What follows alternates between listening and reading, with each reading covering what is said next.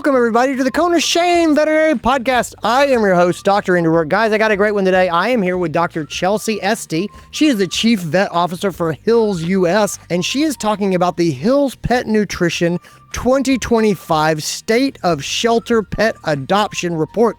That is a mouthful, I know. This is a fantastic study that just came out. It was supported by Hills Pet Nutrition about shelter pet adoption. Guys, there is a ton of stuff here. This episode is all about what are pet owners thinking as they're adopting. What are they thinking if they decide not to adopt? This is about making pets going into new homes successful. It is about relinquishment of pets. What are the barriers to adoption? Meaning, what are people looking at and deciding not to acquire pets? And guys, affordability is definitely a prominent feature here. So we get into some spectrum of care, keeping care affordable. What are pet owners thinking about prices? All of those things are included in this conversation. Guys, we talk about some best practices as far as getting pets into new homes. We talk about mixed feelings people have about fostering pets and how fostering is evolving and how it's being done differently now. There's some really great call outs for some best practices at shelters. Anyway, this is a really interesting episode. Guys, if you have not taken a look at the shelter report, please do. It is linked up in the show notes. Guys, this episode is made possible by Hills Pet Nutrition. Let's get into it. This is your show. We're glad you're here. We want to help you in your veterinary career. Welcome to the Cone of Shame with Dr. Andy Roark. Welcome to the podcast, Dr. Chelsie Estey. How are you, my friend? I'm doing well. How are you? I am so good. I am so glad to have you here. You are, for those who don't know you, you are the Hills US Chief Veterinary Officer. You are a veterinarian. You are a neurologist by training. You are brilliant. You are interesting. I am just so glad to have you here. So first of all, let me just start with that. I'm excited to be here. Thanks for having me. I want to talk to you about the 2025 State of the Shelter Pet Adoption Report that Hills put out recently. And for anyone who hasn't seen this, it's a lot. It's big. In this report, you talk about the biggest drivers of relinquishment. You talk about effective onboarding of shelter pets into homes. You talk about best practices for shelters. You talk about pet adoption levels and just general barriers to pet ownership. And it's broken out by generation. You guys included Canada this year. It's been historically the United States. There's just so much here, Chelsie. When people say to you, what the heck is the State of the Shelter Pet Adoption Report? How do you describe this? You bring up a lot of great points there. We did a lot in that report and we wanted to cover a lot of those different topics. And for us at Hills, we've really been on that mission to end pet homelessness for quite a while now. So for about 23 years through our Hills Food, Shelter, and Love program, we've provided more than $300 million in premium nutrition to feed shelter pets and supported over 15 million adoptions. But we knew there was more work to be done in this space. And so in recent years, we wanted to dive into more of those data and the insights to really figure out, what is going on in the hearts and minds of potential pet parents, potential adopters, to help figure out what are the barriers, what are the perceptions, and how can we ultimately come together as a community to help tackle these challenges. And so this is our third year putting out the report. And as you mentioned, we dive into different generational trends.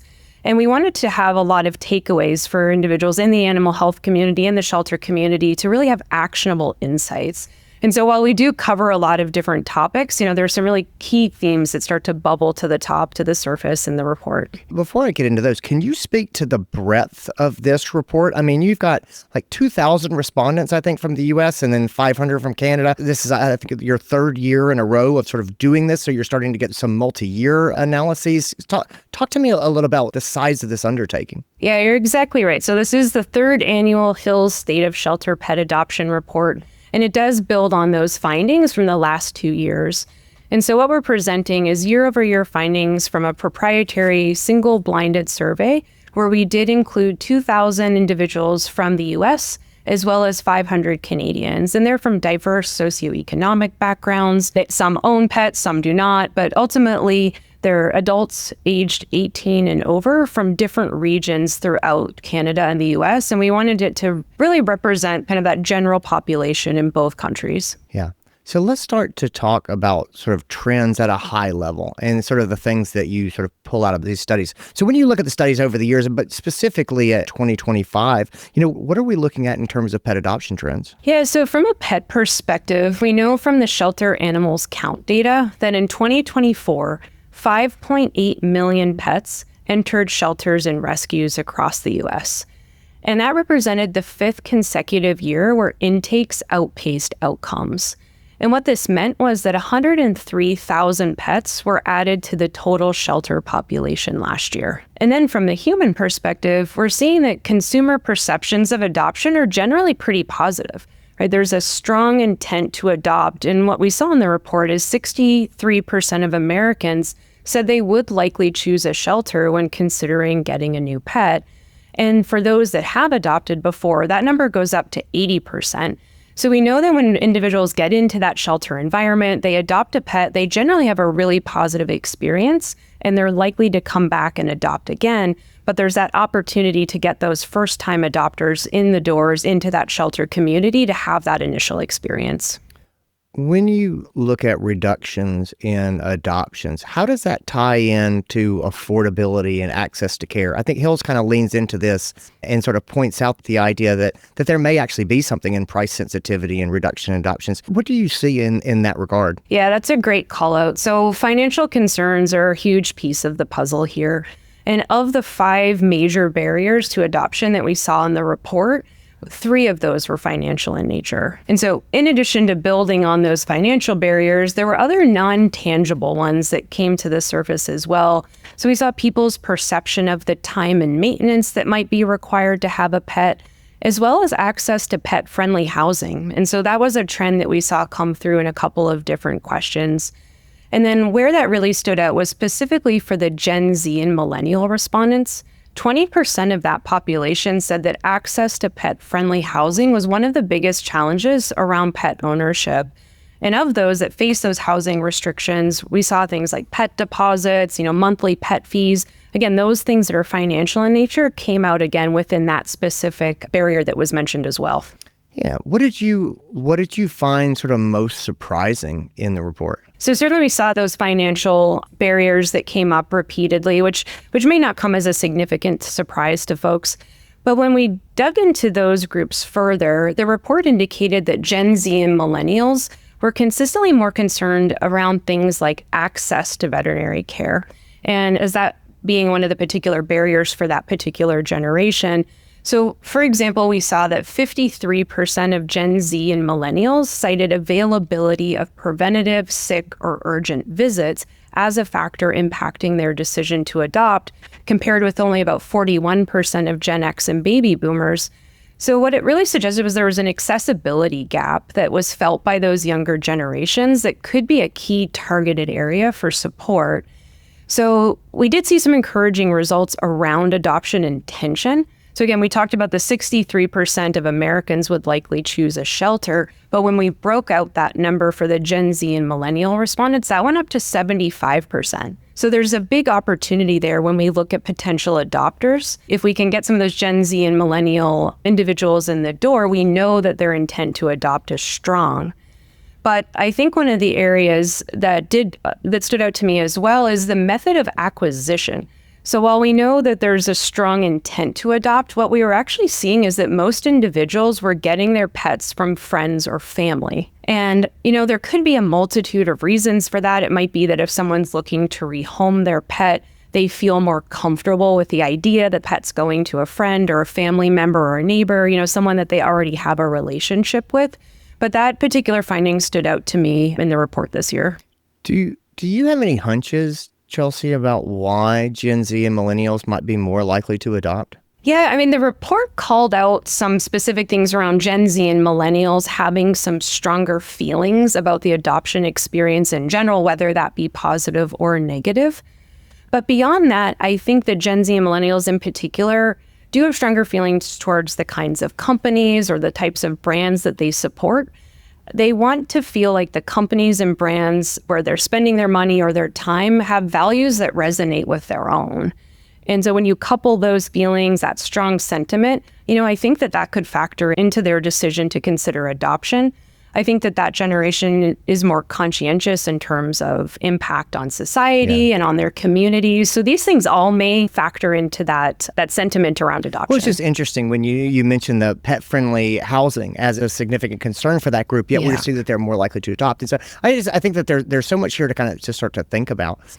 One of my favorite parts of the report was some of the stories of some of the shelters that are shared. There's shelters out there that are doing some really innovative things. And it was fascinating, but two, it just made me feel really good to see people like there really are advancements being made in sort of how we run shelters and the way that we're sort of leaning into animal welfare in shelter populations and communities. And so do you have a favorite call out from the report of a shelter that's doing something innovative? Yeah, one of the ones that stands out to me kind of ties back to the opportunity that exists within fostering. So we know from the report that about 55% of people are familiar with fostering. 65% of individuals surveyed felt like it was a positive way to try out pet ownership, but only 11% have actually fostered. Yeah. So right there, there's a big opportunity. And there are a couple of reasons why someone may not consider fostering. One was financial. And so most shelters do cover the costs associated with fostering. So there's, an educational opportunity there. I think the other big concern individuals had was around this idea that perhaps they might want to keep the pet that they're fostering and fall into that kind of like foster fail category. Yeah. And so what we're seeing are some unique opportunities where shelters are having sort of a doggy sleepover or a dog's day out, where they're encouraging individuals to just potentially take a pet for a weekend or for an overnight. And that does a couple of things. When it gets the pet out of that shelter environment into the community to hopefully maybe meet their new pet parent, but also allows us to capture some valuable insights. How does that pet do in the home? How do they do with other dogs? And that can go back to the shelter and help kind of create a more robust bio to potentially get that pet adopted. And I would say the other program that stands out for me in particular is one with Humane Colorado. So they have a program called the Pet Assist Program. And that is meant to provide, again, free short-term foster care for pet owners that might be experiencing hardship like housing insecurity or illness. And so with that particular program, again, it's a finite amount of time, and it's allowing someone to test that idea of pet ownership, but knowing that the pet won't be staying with them in the end. And then again, supporting such a wonderful program in this Pet Assist program that Humane Colorado offers. But I think that's my favorite part. You mentioned sort of barriers to adoption, and that's kind of where I want to go next a little bit. Can you sort of unpack what it sort of shows up in the report in terms of the most common barriers for adoption? Sure. The first biggest barrier, again, is that overall cost of pet ownership. So we saw that about 48% of respondents felt like that was the number one barrier for them when they're considering adoption. And again, the three of those five major barriers were all financially related. The other two are around time and maintenance requirements for owning a pet. So there could be some opportunities for education in that space. And then again, access to pet-friendly housing came up. So I think the other consideration here is around what are all of the programs that are offered by a shelter in that post-adoption period. Because when we look at relinquishment factors, we see housing, we see financial, but the other piece that comes up there is around training and behavioral needs. So I think that when we have shelters that provide these really robust post-adoption programs, it hopefully will allow that pet and that pet parent to stay together. And when we come back to those financial barriers, there are many shelters that are offering subsidized care in the form of vaccine clinics or spay and neuter clinics. And I think, again, knowing that those exist, and so that pet owner isn't feeling like they're alone or isolated in navigating some of these things. And again, that's an opportunity for the animal health and veterinary community as well to be aware of some of these resources and hopefully be able to help those new pet owners navigate some of these challenges when they come up. When we think about sort of barriers to adoption, I would have predicted that the barriers to adoption and the drivers of relinquishment would be practically identical, right? The same factors that would stop us from adopting would also be ones that would, incentivize people or push people towards relinquishing pets. And there's definitely some overlap between those groups, but they're definitely not the same. Chelsie, can you unpack that a little bit? Yeah, it's some of what we were just talking about in terms of, I think, the importance of having that conversation in the shelter to begin with. When a lot of support even exists when that new potential pet owner walks in the door around what type of pet are you looking for? What is your lifestyle? What are the needs that particular individual has? So we try to pair up the ideal pet and pet parent to begin with.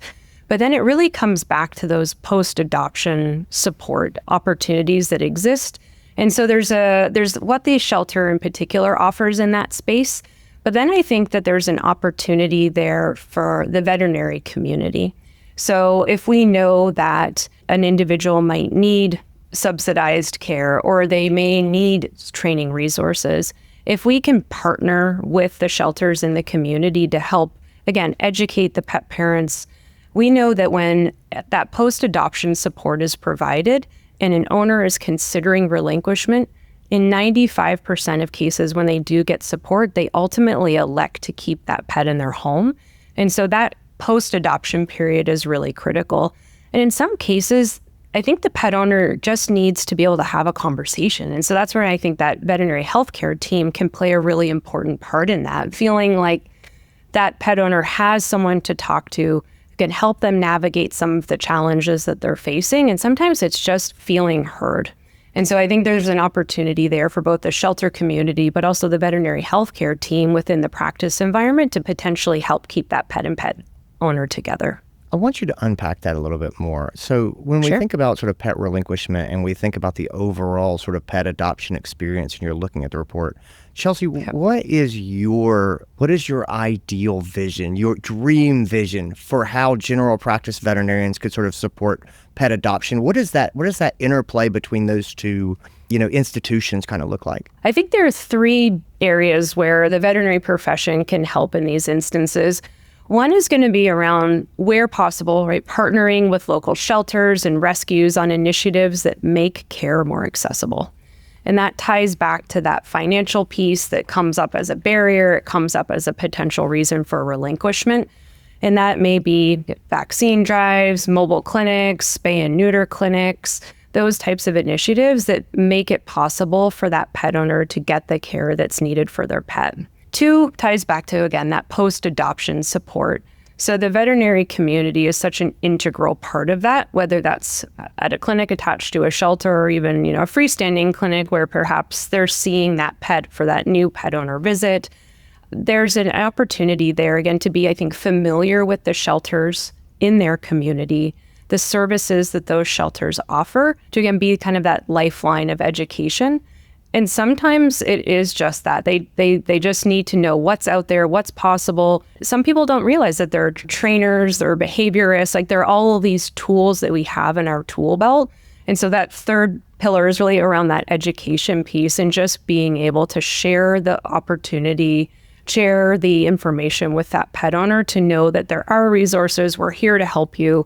And we want to keep we want to keep them together in their home, and we want to be part of that. Chelsie, thank you so much for sort of walking through everything with me. Like I said, this is a wonderful resource. I'm going to put a link to this in the show notes. I think everyone in vet medicine should grab it and just take a look at it. There's so much here, but it's wonderfully organized and laid out. It's endlessly just skimmable. I've looked at it multiple times, and I always kind of gravitate to a different section and pull out a little interesting facts or tidbits that I end up sort of rolling around and thinking about. I will link that up. Chelsie, where can people find you online? Where can they keep up with your adventures? Yeah, they can find me on LinkedIn. So it's Chelsie with an IE and Estey with an EY. And if you're interested in diving further into this report, you can find it at hillsshelterreport.com. Great. I will put a link to LinkedIn as well. Thank you for being here. Guys, thanks for tuning in and listening, everybody. Take care of yourselves. And that's what I got. Thanks so much to Dr. Chelsie Estey for being here. Guys, I said, this is linked up in the show notes for you to actually see the shelter report.